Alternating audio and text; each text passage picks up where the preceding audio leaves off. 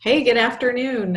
You have Gina and Shannon coming back at you. It's end of January. Can you believe it? As we record this, we are staring down the beginning of February, and it's nice to have winter progressing. Are you a winter fan, Shannon?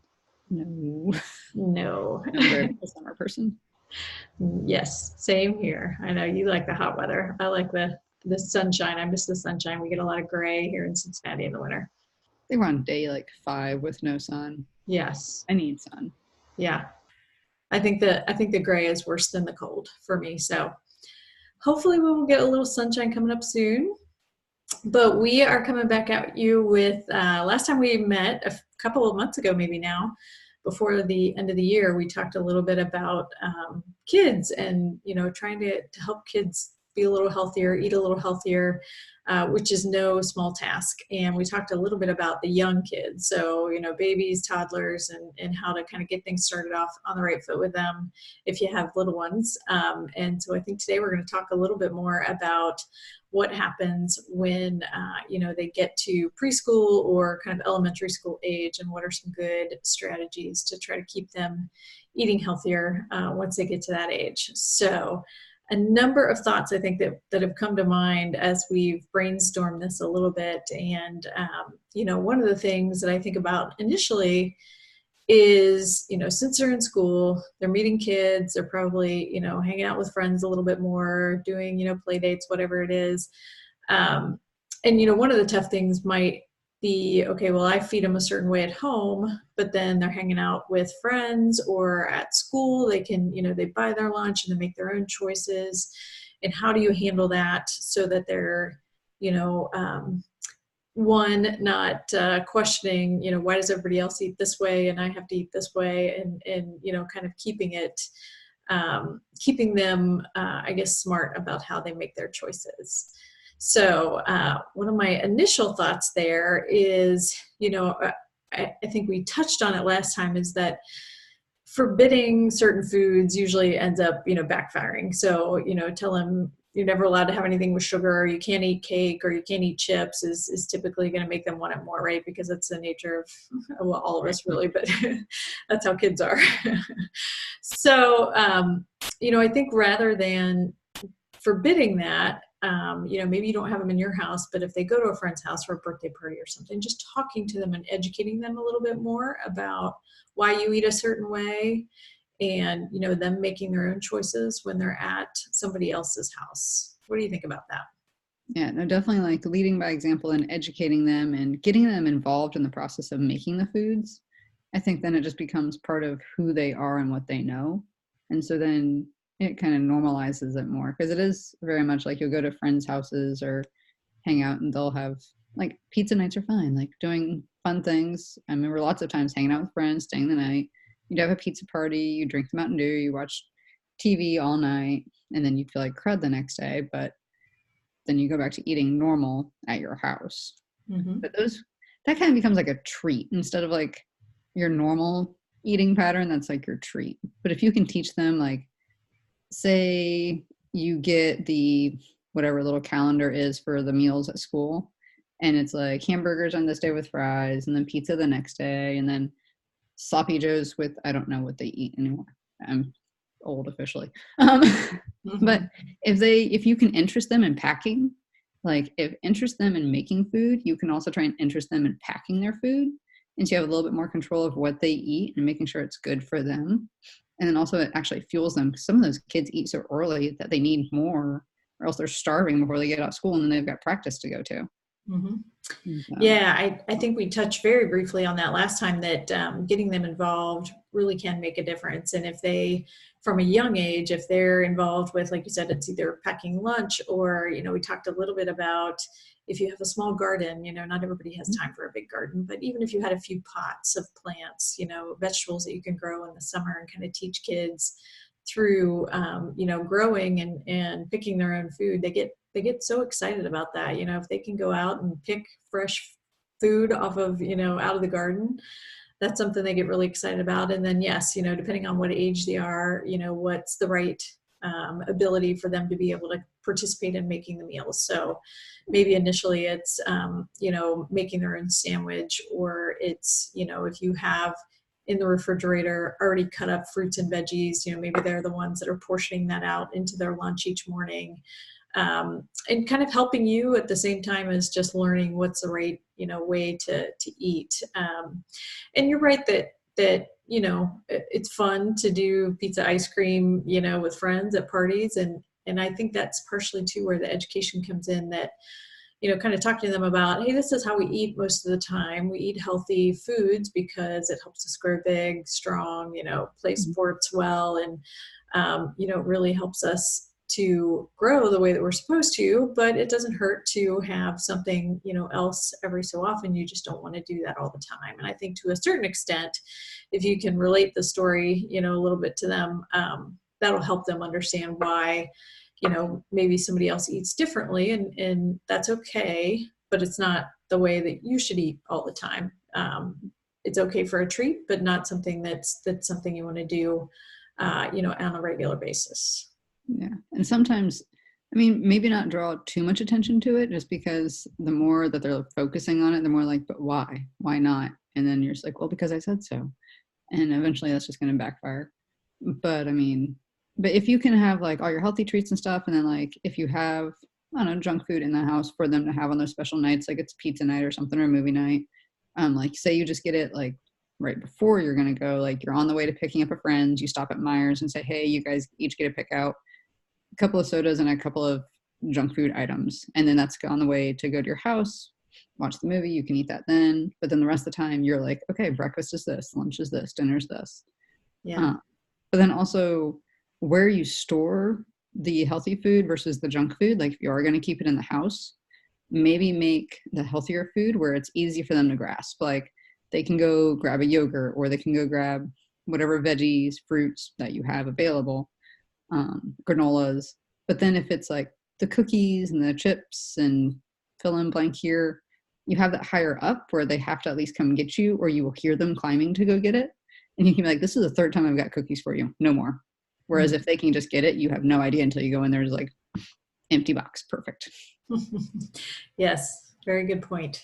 Accessibility is everything, isn't it? Mm-hmm. Yeah.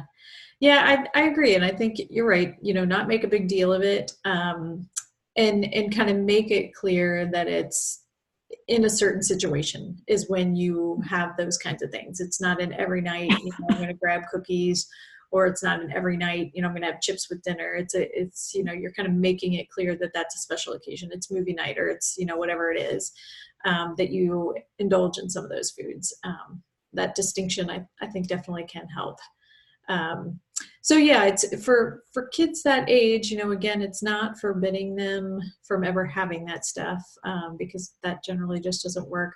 We talked a little bit too last time, even for the young kids, that I think this applies in elementary age kids too, that, just having them continue to try new things, even if it's something that they've said they don't like, Right. Keep having them try it. And, without forcing it on them, say, I need you to try a bite of that. If you don't like it, that's okay. Here's something else good for you that you can eat that that you maybe know that they like.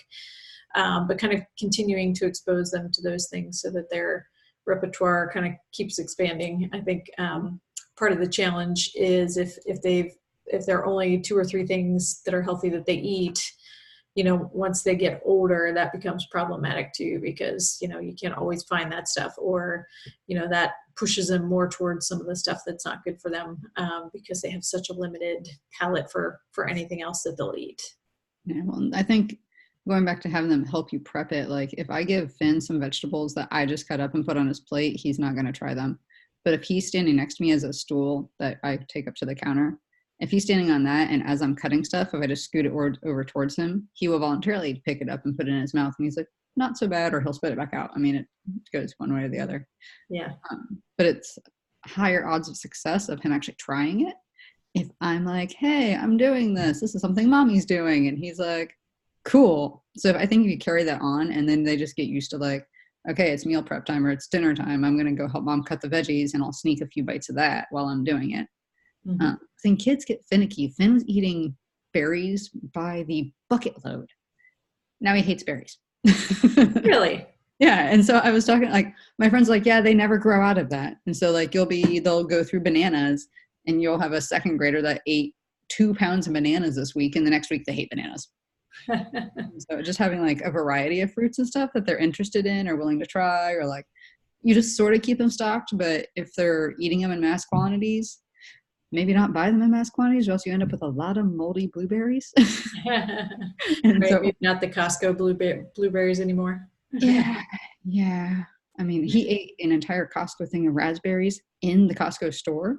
Oh, wow. And then he ate a second one that week. So we went back and got more. Will not touch raspberries. He burnt himself out on them, huh?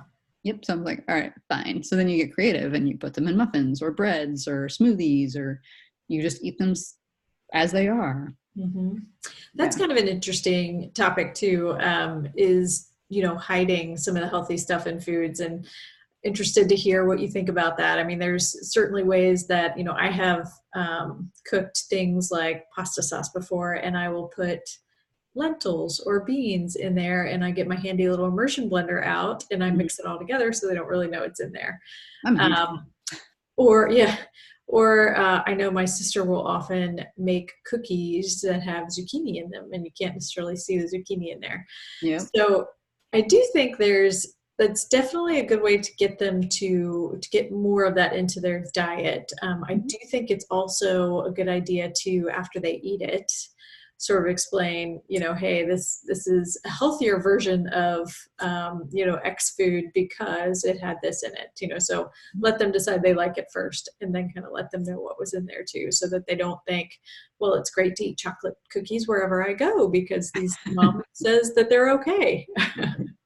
Yeah, no, my sister and I learned to be suspicious of brownies because we found out after the fact. I mean, we were adults when my mom finally fessed up to it. And she would shred up, and then we're talking like the immersion blender, and make them all grated fine or just liquid almost. And she would use zucchini and carrots and apples and put them in the cakes and the brownies. And so we always had brownies around. But like, this is the best thing ever. Wow. But because we had them so often, we were only allowed to have like a piece here and like a piece in the afternoon, a piece in the evening. Like you couldn't eat a pan of brownies. But she also never really like stopped us. And then later, as we grew up, and we're like, we can never make our brownies taste the same. She goes, oh, by the way, that's because they're full of zucchini. We're like, what? It was fine. Like they Yeah. tasted great. Like they still tasted fine. They had the same texture. They had the same color. Like they weren't off-putting at all. And then we're like, what is wrong with it? Oh, they were full of vegetables. That Yeah, cocoa and stuff really does a number on it, so it's fine. it does. I think there are so many more ways now, or so many more maybe better recipes out there now too, with things that are made with better ingredients. So I think we made some brownies not too long ago that had, I think it was either the black beans or chickpeas that we used. Ah, yeah. It might have been chickpeas that we used in them, and they were really tasty. I think, you get that combination if you make it with that plus, I think it might have used maple syrup or honey or something like that, and the chocolate, cocoa Yeah. powder. Still a healthier version of a treat, and I do think it's good to explain, that's what we're doing, and it's even though maybe you didn't find out until much later. Right. I don't know if kids would, kind of turn their nose up the next time if they had known that originally, I don't know. but yeah, I think it's, you're kind of, maybe that goes back to also having them help you in the kitchen. So, maybe they're seeing you make it. And a lot of times if you see what goes into your food, you're a little bit more comfortable versus somebody just handing you something that looks a little suspect. And then you're tainted, I guess, before you even try it. Well, and then they'll sit there and they'll know that there's a healthy alternative. Like you can make it the real decadent way that is actually written and how it should be. Um, or you can try and be like, okay, I've eaten a lot of crap here lately. Let's see if I can ease my way into eating some more things and find other ways to get like your vitamins and minerals in. Just because sometimes you're just not going to get them. Yeah. But There's some things it's hard to substitute, yeah. but yeah, I think there are a lot of decent alternatives these days that help to keep them from having a total sugar high all the time. Well, and like there's a lot of things like going back to being in school and then immediately having to go to practice. Like when I didn't have a lot of snacks, like in elementary school is when I really started getting into sports. And it was like, okay, school's out, go to your homework. Here's maybe a granola bar or Carnation instant breakfast was the big thing that you had to drink. And that was my snack, and it was awful. But that's what I had time for. That's why my mom had time to get like ready for me before I was out on the soccer field, or I was at a karate studio, or I was at fill in blank here. But now like smoothies, all the blenders are a lot better. Mm-hmm. So you can make smoothies in there. You can put protein powders in there that actually taste good and don't just gunk up. There's not as much sugar. And so you can kind of like throw those in those little NutriBullet things that actually turn into a cup. And so it's in there, you're done, and then you just hand it off as opposed to trying to have to pour and making a mess and that kind of thing. Yeah. Yeah. My NutriBullet is my best friend. And I did actually test. So you can make smoothies in advance and freeze them. So if you put them in like a mason jar and freeze it, because maybe the kids aren't coming home between practice or between school and practice. So if you put it in the freezer, it took probably 4 to 5 hours for mine to thaw when I just kind of took it out and let it sit out. So that's another option too, is maybe, have them grab it. It's still frozen. And then throughout the day it thaws, they bring Did it separate out at all? not really. No. No, I just, I shook it out a little bit. But no, it didn't really separate that much. Cause I blended it all in advance and just put it in the jar. Mm-hmm. And then, you've got all the, metal straws out there now. They could just take a metal straw with them and have that as their snack too. And there's tons of good stuff that you can put in a smoothie. Yeah. Yeah. And I do think on the subject of sports, we talked a little bit too about just making sure, that they are staying active because, for a lot of kids, it's not an issue. And, I think the tendency anymore is that kids play more sports than what we can keep up with. But, you mentioned before too about, seasonal. So maybe they play sports in one season and not in the other. And their tendency will be to sit down and play video games, during the season that they're not.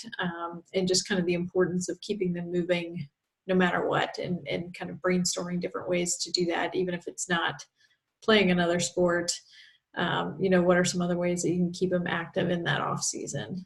Yeah. And I think just being like diligent of keeping them well-rounded, and then also not making every single season like life or death of that season. So there's a lot of like select soccer and clubs and travel here, there, and yonder. But find rec leagues. Like if they still like soccer, but they also want to play basketball or softball or baseball or fill in things, find like a rec league, like at local church, like Upwards. They have the Upwards basketball, and so it's a lot of fun. They still learn. The kids like learn the rules of the game. They can be competitive, but it's definitely not like win or die kind of crazy hours, 7,000 practices up until 10 o'clock at night. Yeah. But and just doing stuff like that. And then making sure that when you're teaching them, like if they're going from sport to sport to sport and school to school to school, there was a commercial, I'm trying to remember what the brand is, but they were talking about fueling your kids right. And, Johnny's looking a little slow today, but they made him look like a donut and he was a goalie. And then like, oh, wow, Eric's running really fast. And they were showing him, it was eating or drinking a certain thing, but it was all about being veggies and fruit filled.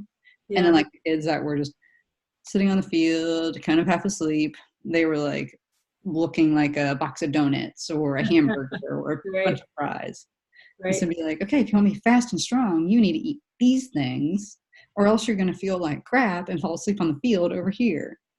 Yeah.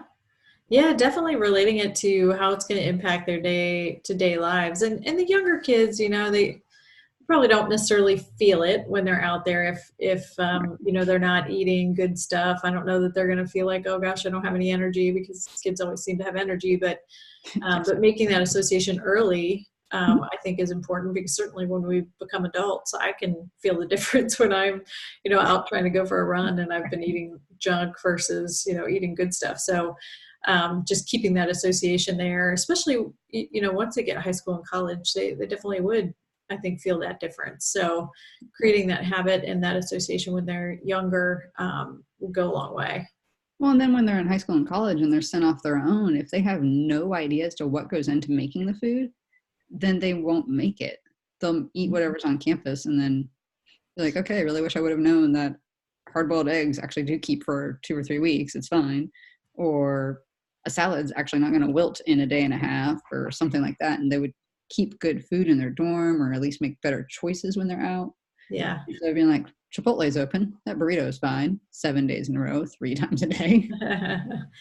Yeah, I think there's a tendency, whether it's don't have time to deal with it or it's, you feel like you should do it because you're taking care of the kids, that you do everything yourself, and, Yeah. and to some extent. And I think this is totally sort of off subject, but when I was in college, I studied abroad in college for a year, and there was another guy that went on the same program as me. And so we were going to be in Paris for a year studying, and we were living in a dorm. So we had to do our own laundry, we had to do all that kind of stuff. He was 21 years old and had never been taught how to do laundry. And I'm like, your parents sent you to a foreign country and you don't know how to do laundry. I had to teach him how to do his laundry. I'm like, so similar to the food. Right. Eventually they're going to have to figure it out, how to do it for themselves. And so the earlier you can kind of create the habits, the better. Yeah. I mean, we're not saying like they have to become a giant sous chef, like sitting over the stove and like getting grease popped on them. But, if you just teach them how to like scoop out the appropriate amount of different things, give them measuring cups, like Finn is 1 and he's getting to where he cannot scoop really well and then pour. But if I hand him whatever I've scooped out, he will pour it in. So if he's 1, I feel like you could get more coordinated as you go. Yeah. And be like, here, I need this full. And you say, okay. Yes. Then they'll eventually learn it. They can do it on their own. Exactly. And it does, certainly is probably more effort and frustration when you're doing the teaching, but hopefully it pays off, once they are more like high school age and they can better take care of themselves and do a lot of their own, stuff versus not being able to do that because they never learned it coming through. So, Right. So I do think that's, something that's important to set that foundation, even if it is a little bit more effort early on. Yeah, but they catch on quickly and they like to help. They actually want to be involved instead of being like they're shunned somewhere. And then they also learn that food takes effort instead of just like, hey, dinner's ready and this amazing meal has appeared either from a restaurant or from your own hands. It just appeared. Yes. They don't know how it was made or how it arrived. They just know they get to eat and then they get to leave again. But if they actually have to help, then they're like, okay, this is going to taste better if I do this, or I like this better, so I'm going to help more on this end of the deal. Yes, definitely. So many things to think about when it comes to kids and kind of teaching the good habits from the start. And it's certainly not easy, but very worthwhile and pays off in the end. And then they're not 21 learning how to do laundry. Exactly. In a foreign country. Perfect. I feel like that happens way more than anybody talks about. Probably. Yeah. I was very surprised, but I'm sure, there are so many anymore that don't have those skills coming out of the house. So don't make food one of them. Right. Let laundry be the thing. That's laundry is easier to teach anyway. It is. It's much easier. Yeah. All right. Well, good. Well, we are probably at our time for today. So yes, think about those things when it comes to your elementary school kids. And then next time maybe we'll move up a little bit to the older, teenage years, which have their own set of challenges. But hopefully some of these little tidbits help, or at least get the wheels turning a little bit. Mm-hmm. And we will try not to be another couple months before we come back at it again. Yeah. All right. Have a wonderful afternoon, Shannon, and we will talk again soon.